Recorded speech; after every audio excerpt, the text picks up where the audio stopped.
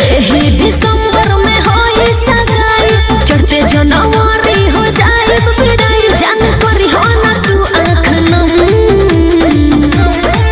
तेरे आने की खुशी ना तेरे जाने का गम। नया माल नए साल में मचा लेंगे हम। तेरे आने की खुशी ना तेरे जाने का गम। नया माल नए साल में मचा लेंगे हम। ये क्या बोल रहे हो?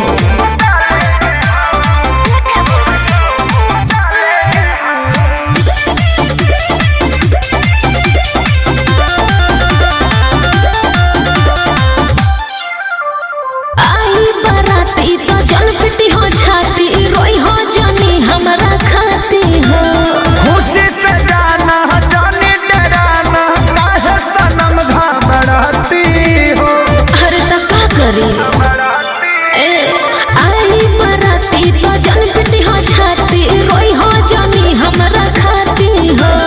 खुशी से जाना जाने डराना, काहे सनम घबराती हो। कैसे जियब ई सोचता नहीं हम, तेरे आने की खुशी ना तेरे जाने का गम। नया माल नए साल में बता लेंगे हम। तेरे आने की खुशी ना तेरे जाने का गम। नया माल नए साल में बता लेंगे हम।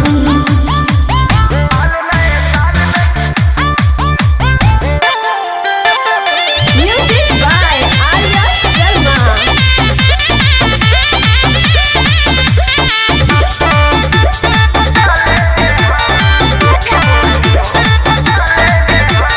खुद के संभरी हो, फोन जानी करी हो, ना तो पति जान जाएगा। जइबू जहाँ हनीमून बखेसरिया, पिकनिक मनावे वही आएगा। खुद के संभरी हो, फोन जानी करी हो, ना तो पति जान जाएगा।